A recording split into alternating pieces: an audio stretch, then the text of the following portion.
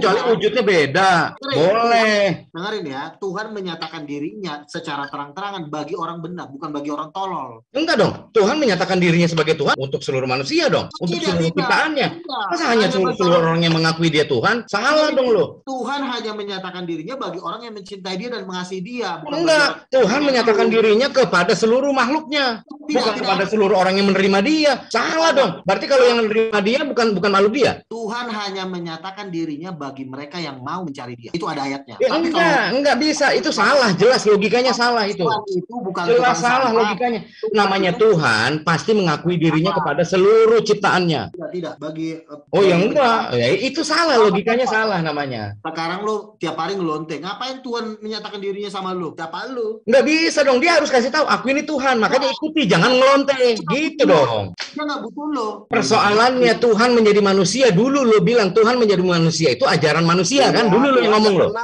Lo yang ngomong lo. Jadi ajaran seperti ini itu memang inisiatif dari kalian. Makanya gue bilang gini ya, diam dulu tenang. Jadi gini, Tuhan videonya ada loh, filmnya ada. Ya diam dulu. Gini, gue kasih tahu rumusnya. Tuhan itu menyatakan dirinya tidak secara terang-terangan. Artinya dia tidak dengan terang-terangan gini. Aku Tuhan sembah, nggak begitu cara Tuhan menyatakan dirinya. Tetapi dia menyatakan dirinya dengan sesuatu tersembunyi, sehingga kalau lo nggak mencari dia, lo nggak akan menemukan. Nggak bisa. Iblis gak juga bisa. Jadi Tuhan kalau tersembunyi. Tuhan berkata, berbahagialah orang yang suci hatinya, maka dia akan melihat Tuhan. Artinya, kalau lo suci, baru lo akan melihat Tuhan. Bisa melihat Tuhan bagaimana? Yesus sendiri juga bilang, kamu nggak bisa melihat Tuhan, nggak pernah kamu lihat, suaranya nggak pernah kamu dengar. Makanya mengenal Tuhan itu harus ada takwilnya di situ. Itu seperti apa interpretasinya? Gitu makanya cara mengenal Tuhan dalam Alkitab dengan cara mengenal Tuhan dalam Al-Quran itu beda. Kalau cara mengenal Tuhan dalam Al-Quran, Tuhannya teriak-teriak, aku Tuhan, begitu. Kalau dalam dia dong harus klaim dong. Begitu. Gimana ceritanya? Kalau nggak dia nggak diakui sebagai Tuhan. Itulah agama lu. Iya, itu agama gue. Iya, sekarang gue masuk ke lu. Tadi lu masuk ke gue. Punya gue masuk ke lu. Makanya kan gue udah bilang, cara mengenal Tuhan di dalam Alkitab bukan dengan mengaku aku Tuhan, bukan diobral begitu, bukan. Tuhan nggak ngobrol dirinya. Tetapi melalui kata-katanya kita mempelajari pelan-pelan, dan di dalam setiap kata-katanya itu penuh arti bahwa dia menunjukkan bahwa dia adalah Tuhan. Bagaimana nggak mengobrol dirinya, orang dia menjelma jadi manusia kok? Kalau nggak usah, kalau mau begitu nggak usah jelma jadi manusia. Makanya kan gue udah bilang kita mempelajari dari perkataan Yesus. Apa sih sebenarnya Tuhan itu? Gue kasih tahu rumusnya. 1. Yesus mengaku aku adalah kebenaran. Mulai dari sini dulu. Jangan langsung mana ayatnya aku Tuhan. Nggak begitu cara mengenal Tuhan. Gimana caranya? Di dalam Alkitab, Yesus mengaku aku adalah kebenaran. Ini dasarnya kebenaran. Lalu tanya lagi kebenaran itu apa? Masuk Yohanes 17 ayat 17. Enggak ada jalan itu. Jalan itu apa dulu juga dong? Jabarkan semua jalan, kebenaran dan hidup gitu. Harus tiga-tiganya dong, jangan kebenarannya doang. Oke, tapi lo diam ya, gini. Yesus berkata jalan. Jalan ini kan artinya kan cara untuk sampai kepada tujuan. Yesus itu bisa sebagai jalan karena Allah telah menjadi manusia. Dia bisa menjadi jalan untuk mengenal Allah. Tetapi ada tapinya. Dia bukan hanya sekedar jalan. Nah, ini masuk nih. Iya, karena pengen dia jadi Tuhan kan. Interpretasi lu akan berkata seperti itu. Ingin agar dia tetap sebagai Tuhan. Sehingga jalan tidak hanya jalan gitu loh. Loh kan Yesus yang itu kan cuma jalan doang. Yesus mengatakan jalan. Kan? Iya, Yesus itu jalan. Jalan ini yang dilewati gitu loh, Le. Iya, betul. Setuju saya. Kebenaran itu rambu-rambunya, Le. Kalau ada jalan, kalau nggak ada rambu-rambu gimana, Le? Iya dong. Jalan, ini jalan ya, jalan, Le. Jalan, kalau nggak ada rambu-rambu kan tersesat, Le. Nah, ini dikasih rambu-rambu, itulah kebenaran itu, Le. Iya, oke, udah. Iya. Udah ya, diam ya. Tapi untuk menuju ke siapa gitu loh, Le. Iya. Artinya, lu gak sebentar, gua enggak sebentar aja. 10 detik aja. Artinya ada interpretasi dari orang lain. Sama seperti lu juga punya interpretasi, gitu loh. Silakan. Oke. Ini kan jalan. Nah, jalan. Gambar ditunjukkan toh gambarnya. Ya, setelah jalan Yesus bukan cuma jalan ternyata, kebenaran. Kebenaran. Kebenaran. Nah, perlu kita ketahui kebenaran ini juga tujuan. Jadi yang jadi tujuan itu bukan cuma Bapa, tapi kebenaran juga tujuan.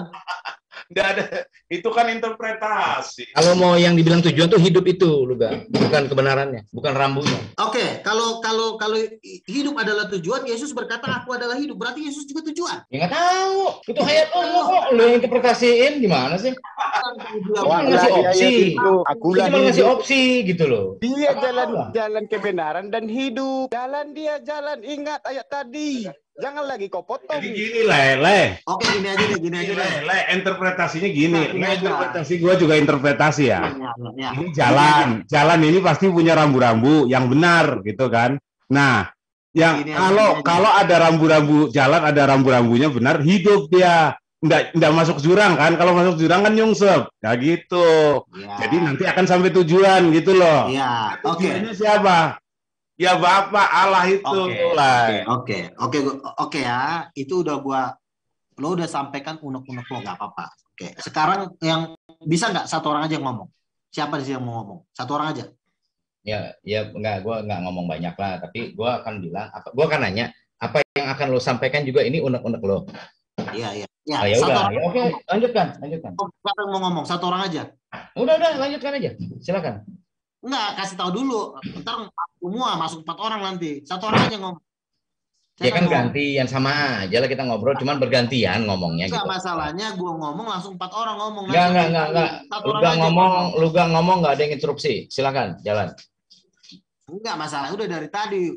Udah hampir 1 jam gue ngomong 4 orang ngomong. 4 orang ngomong. Jadi gue capek jadinya. Satu orang aja. Lu pilih aja lah. Oke. Roy Abraham ya. Jangan ada yang ngomong selain dia. Gini. Yesus berkata, aku adalah jalan dan kebenaran. Dan, pakai dan. Ayat ini nggak akan ada di Al-Quran. Nggak akan ada.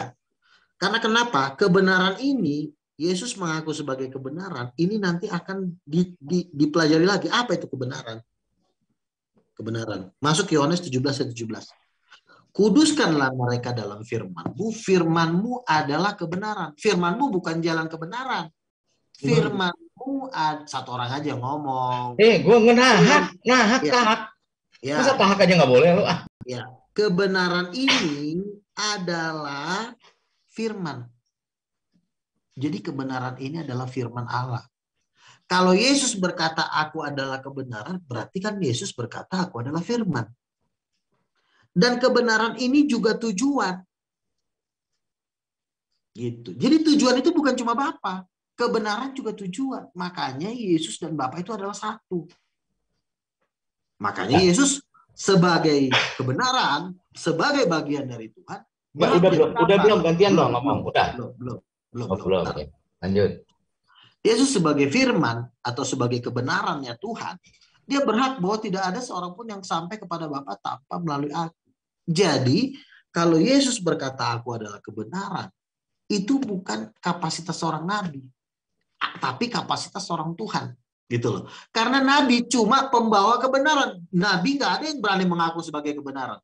Cuma jongos dari kebenaran. Nabi itu kacung dari kebenaran. Nah, kebenarannya itu adalah bos. Gitu loh. Ya. Nabi adalah kacung kebenaran. Nah, Yesus mengaku aku adalah kebenaran. Makanya Yesus itu disebut anak tunggal Allah. Anak tunggal Allah itu adalah Tuhan itu sendiri. Udah dong, kebelet gue nih nungguin lu nih. Silakan, satu orang aja ngomong. Ya. Kalau lu kan implisit namanya itu dalil lo. Ini eksplisit. Lu harusnya bantah apa yang gue Ini eksplisit lu, Ga. Kalau lu kan implisit, mesti pakai kaji lagi di mana-mana ayat yang lain. Kebenaran itu apa? Oh, kebenaran itu ternyata tujuan juga. Ini eksplisit. Oke. Ya, tuh, gua baru ngomong belum 10 detik juga belum gua ngomong, lu Ga. 10 detik belum lo. Lu udah kebelet. Ya udah lo kalau mau udah kebelet aja dulu sana deh. Gua tunggu. Gua ngomong lagi ya. Yang enggak dong. Gua giliran gua yang ngomong lah. Ya udah ngomong mana lo? Ini Allah. Omongan gua, lu jangan bantah. Lu mau bikin ayat lo lagi. Iya dong, ini ayat gua kok. Tidak ada muslim. Ini gua tunjukin lebih hebat, lebih dahsyat dari lo. Lebih dahsyat. Langsung kepada subjeknya, kepada Allah, langsung. Kalau lu kan perlu kaji-kaji lagi. Oh, ternyata kebenaran itu Tuhan. Menurut ayat yang lain. Enggak, kalau ini kami enggak. Ya udah. Al-Quran enggak. Langsung. Muhammad bilang, innani ana Allah. Tapi enggak ada muslim yang mengakui Muhammad itu Allah loh. Itu yang gue sorot di situ. Itu di mana kesalahan berpikir lu tuh? Bisa menyatakan seorang manusia sebagai Berarti Tuhan. ada kebohongan kan? Yang satu Muhammad ngaku Tuhan, lo tidak mau Ya enggak lah. Kan Muhammad nggak pernah mengakui dirinya Tuhan. Nggak pernah mengakui dirinya Tuhan. Muhammad itu adalah Rasul Allah. Udah semua tanya aja muslim manapun. Tanya aja. Tanya Rasul aja. Allah kebenaran bukan? Enggak begitu dong. Kan tadi ngomong teks. Kan? Ngomong teks lu bilang kebenaran. Itu kebenaran itu takwil. Nanti lu takwil. Oh itu Tuhan. Ini nggak pakai takwil. Teks gue. Nggak pakai ditakwil. Langsung plak. Ini yang gue minta dari lu. Ada nggak kayak gini? Ini kayaknya salah debat. Ini fair ini. Apple to apple ini perbandingannya. Ini salah debat yang gue lawan. Ternyata tukang sayur jadi capek gue. Enggak lah lu gak. Lu boleh ngomong senior. Gue jauh lebih senior dari lu gak. Ya, yang ngurusin lu dulu debat itu gue. Apa? Ya, asal lu tahu aja. Udah. Zaman dulu debat awal-awal itu yang ngurusin gue dulu. Gue ini timnya untuk itu. Apa? Ya udah. Artinya jangan lu bilang salah debat sama siapa. Kita debat aja. Udah. Kita sama aja kok. Gue nggak pernah nganggap lu junior gue. Nggak pernah. Ayo kita debat.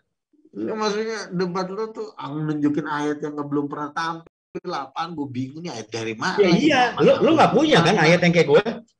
Iya nggak punya aja, tapi bisa lu menakwil Yesus itu Tuhan dengan cara yang seperti itu, generik. Ketuhanan Yesus itu kan generik. Yesus menghidupkan orang mati, Yesus kebenaran, Yesus lahir dari perawan, maka dia Tuhan. Okay. Muhammad bisa menghidupkan orang mati gak? Muhammad itu nabi. Nabi itu punya mukjizat kalau dikasih sama Tuhannya, sama Rabbnya. Nah, dikasih sama Tuhan berarti kan dia Yesus juga dikasih sama Tuhannya kok. Ketika ngidupin Lazarus dia minta sama Bapak. Tanya, Muhammad bisa menghidupkan orang mati nggak? Nggak bisa. Udah. Ya terus kenapa? Musa juga nggak bisa ngidupin orang mati. Ya emang kagak bisa lah, ucok. Iya. Gimana ya? Ya memang kagak bisa. Nabi siapa? Elia bisa ngidupin orang mati. Tapi lu nganggap Tuhan. Kalau patokannya seperti itu. Elia itu menghidupkan orang mati dengan kuasa roh Tuhan. Ya sama aja. Yesus emang Yesus tidak dengan kuasa Tuhan. Oh salah. Itu ayatnya begitu, orang dia berdoa. Aku tahu engkau senantiasa mendengarkanku. Tapi orang banyak ini, biarlah mereka tahu bahwa aku ini darimu. Gimana sih? Lalu Yesus membangkitkan orang mati pakai kuasa siapa? Ya kuasa Tuhan. Ya, salah lah lu. Ya enggak, lu ngimpi, lu interpretasi sama kayak kebenaran, lu bilang Tuhan. Dengerin. Yesus itu membangkitkan orang mati dengan kuasanya sendiri. Ayat. Buka ayatnya bagus, tolongin Pak Gus, ayatnya bagus. Dengerin ya. Ayatnya jangan jadi nggak bicara spekulasi mau dewe gitu nggak. Ayo ayat. Lazarus ketika dia berdoa Yesus. Iya, dengerin. Silakan, gue hargai lu. Iya, dengerin aja dulu. Lu takut amat sih. Enggak, kita ngomong aja bareng. Kalau gue juga interpretasi, gue juga minta tolong lu hargai. Iya, lu diam dulu kan, lu gue kasih waktu kan ngomong kan. Nah, sekarang kasih waktu gue ngomong. Yesus itu membangkitkan Lazarus dengan kuasanya sendiri. Ya mana ayatnya? Minta ayat. Ya udah bagus deh, bagus. Tolong tampilin ayatnya yang dibicarakan. Gue belum selesai ngomong, dengerin dulu 1 menit sebelum gue suruh ngomong, gue jangan ngomong. Yesus itu membangkitkan Lazarus dengan kuasanya sendiri. Tetapi ada tapinya. Bahasanya Yesus memang seperti berkomunikasi dengan 2 orang. Seperti. Itu interpretasi lu. Itu interpretasi lu namanya. Lu maksa. Namanya itu maksa. Silakan aja lo pakai itu, silakan, tapi jangan maksa orang. Gitu. Orang lu bilang tapi tidak satu orang. Lebih hebat Musa, lebih hebat Musa. Kebenaran adalah tujuan. Gimana? Musa, Yesus hidupin orang mati. Itu aja udah dari diksinya itu salah. Kebenaran adalah tujuan. 1 orang adalah 2 orang. Itu udah salah. Tapi karena interpretasi lo mau begitu ya udah. Memang saking takutnya digebukin nih. Ini ngomong terus. Enggak, sekarang ini masalahnya lu lagi gue gebukin. Sekarang kalau lo memang berani, gitu kalau lo memang berani, lo diam dulu. Itu aja permintaan gua. Kalau lo memang kuat, ngeri, lo diam sebelum selesai gua ngomong, lo jangan ngomong. Emangnya lo diem dari tadi, lo ngomong terus. Gua ngomong sebelum 10 detik aja udah ngomong, gimana ceritanya? Emang gua ngomong kayak lo nggak? Oke. Lo kalau mau benar dengerin gua ngomong, nggak ada gua gitu. Udah. Sekarang kalau lo memang mau ngomong, lo ngomong. Tapi setelah lo ngomong, lo diam ya. Gua kasih lo waktu ngomong.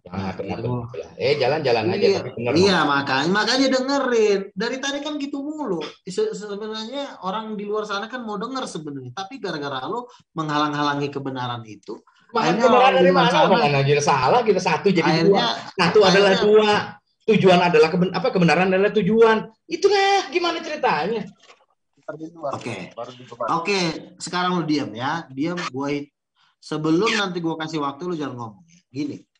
Yesus itu membangkitkan Lazarus dengan kuasanya sendiri. Tetapi ada memang tapinya. Kok Yesus berdoa? Kok Yesus seakan-akan minta kuasa dari Bapa? Memang seperti itu. Nah, lalu penjelasannya gimana? Kenapa kok Yesus membangkitkan Lazarus dengan kuasa sendiri? Ini penjelasannya beserta dalilnya. Jadi supaya kita itu jangan ketipu. Karena Tuhan ini memang senang ngasih soal yang seperti matematika. Supaya otak kita mikir. Nah, itu memang ciri khasnya Tuhan. Dia kalau ngasih soal nggak tiba-tiba langsung dikasih soal sama jawabannya. Dikasih soal, bikin kita agak pusing. Tapi sebenarnya seperti itu. Supaya kita mengerti bahwa Tuhan itu dahsyat. Dengerin. Yesus membangkitkan Lazarus berdoa kepada Bapa. Siapa ini? Yesus. Noise. Ya. Yesus berdoa kepada Bapa untuk membangkitkan Lazarus, lalu Bapa mengirim siapa? Tuh. Ntar dulu, gue mute dulu. Ya udah, jalan udah. Ya. Yesus berdoa kepada Bapa. Setelah Yesus berdoa kepada Bapa, lalu Roh Allah yang diam di dalam Yesus. Roh Allah ini sudah ada di dalam Yesus. Roh Allah inilah yang membangkitkan Lazarus. Roh Allah namanya. Matius 12 ayat 28. Ya, Roh Allah. Roh Allah ini turun atas nama Yesus, Yohanes 14 ayat 26. Ya, jadi kronologinya kita harus tahu ya. Yesus berdoa, lalu Bapa mengirim Roh Allah kepada Yesus. Dan Roh Allah ini sebenarnya adalah rohnya Yesus sendiri. Yohanes 14 ayat 28, Yohanes 14 ayat 26, karena Roh Allah ini turun atas nama Yesus. Kalau Roh Allah yang membangkitkan Lazarus adalah bergerak atas nama Yesus, berarti Lazarus dibangkitkan atas nama Yesus.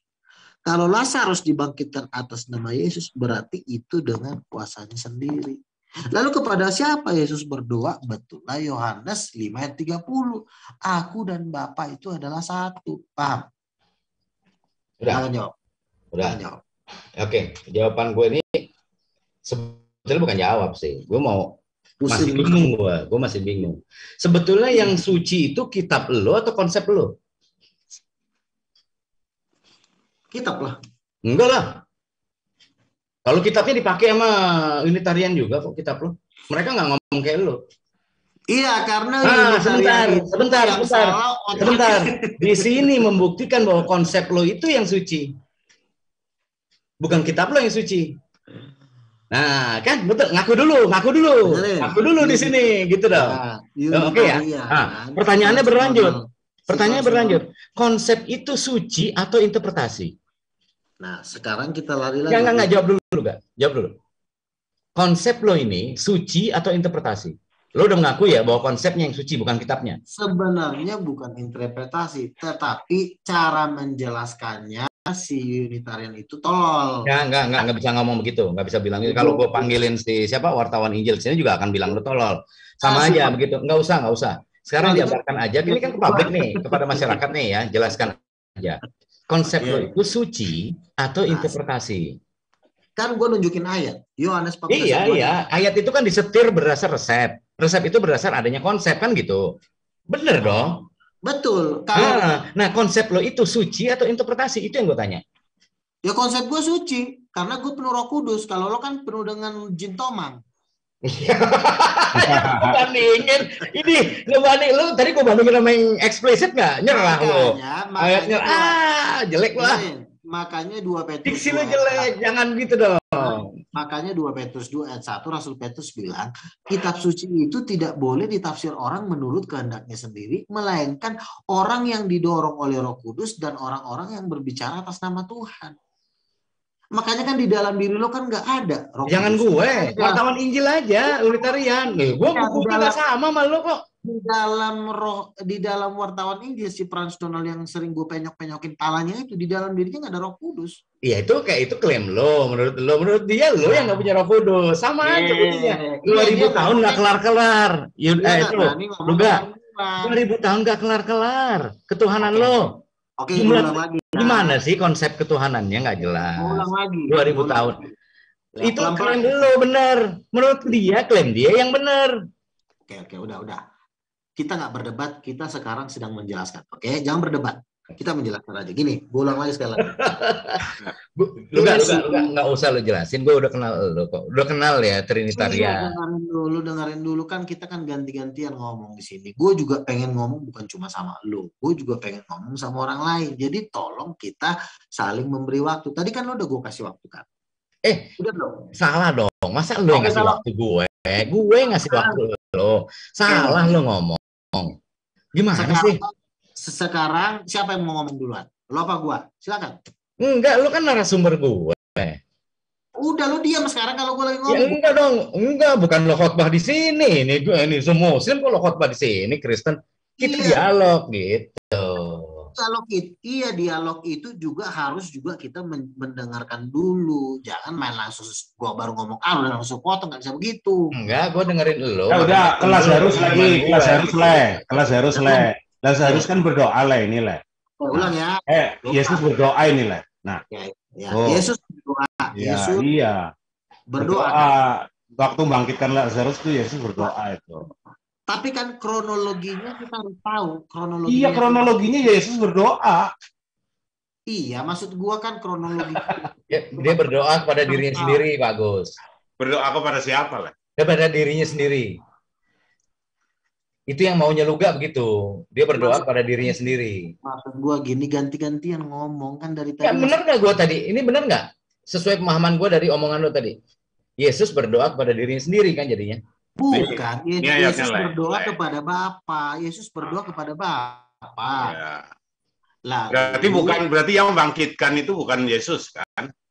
Roh Allah, baca lagi Matius 12 ayat 28 ada yang membangkitkan Lazarus nanti, bukan Bapa, Roh Allah. Jadi bukan Bapa, tapi Roh Allah. Iya, seperti berarti berlawanan antara Yohanes ini sama anu ya? Bukan berlawan. Begini, makanya bukan berlawan. Jadi gini, kita membaca Alkitab itu, kita katanya bukan Bapa, tapi Roh Allah. Kalau Luga mengatakan bukan, itu berarti sesuatu sosok yang berbeda lah. Iya, kau diam dulu muncung. Gue lagi ngomong dari tadi. Ini orang diam dulu, gue jelasin dulu. Lu takut amat sih, kayaknya mau berdebat terus. Lu nafsu amat sih pengen berdebat. Lu baru ngomong berapa menit? Iya kan. Nah, Yesus berdoa kepada Bapa, iya kan? Lalu Bapa mengirim Roh Allah kepada Yesus sehingga Roh Allah ini membangkitkan Lazarus. Paham nggak? Ya berarti bukan Yesus ya? Yang membangkitkan Lazarus dari antara roh mati adalah Roh Allah. Iya berarti bukan Yesus, itu kan? Belum bisa dikatakan seperti itu. Kenapa? Gimana maksudnya? Iya makanya kan. Ini kronologisnya. Yesus berdoa. Kemudian Bapa mengirim Roh Allah. Iya, mengirim Roh Allah, ya kan? Ya, nah, jadi mengirim berarti tadinya tidak ada di Yesus, kemudian dikirimlah Roh Allah ini menurut Luga ya. Ya berarti ini kan ada 3 sosok di sini. Betul. Bapa, Roh Allah, kemudian Yesus, ya. Ya. Terus ceritanya gimana? Nah, Roh Allah inilah yang membangkitkan Lazarus. Jadi yang membangkitkan Lazarus itu bukan Bapa, Roh Allah. Berarti juga bukan Yesus kan? Bukan Bapa, bukan Yesus, tapi Roh Allah gitu. Nah, iya kan? tenang dulu, jangan langsung jambil. Iya, nah kalau bukan Bapak, ya lanjut. Iya, maksudnya kan satu-satu dulu, janganlah kita langsung ambil kesimpulan. Jadi gini, Yesus berdoa, Bapa mengirimkan Roh Allah kepada Yesus. Lalu Roh Allah membangkitkan Lazarus. Terus ada terusannya.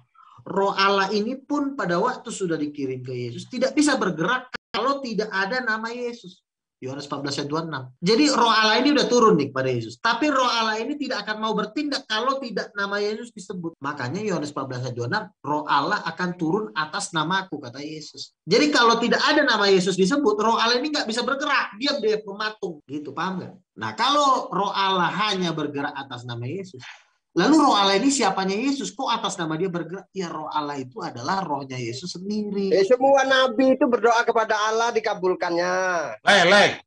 Kalau Yesus berdoa kepada Allah, kepada Bapak, itu pasti dikabulkan, dah. Pasti dikabulkan. Pasti ya. Ya. Nggak ada pengecualian lah ya. Ya, artinya yang sesuai dengan kehendak Bapa lah. Ya. Yang artinya yang tidak bertentangan dengan kehendak Bapa. Oh iya, jadi menurut Luga itu Yesus pernah berdoa tidak sesuai dengan kehendak Bapa? Nggak pernah. Nggak pernah. Ya, artinya semua doanya Yesus itu sesuai dengan kehendak Bapa kan? Betul. Nah,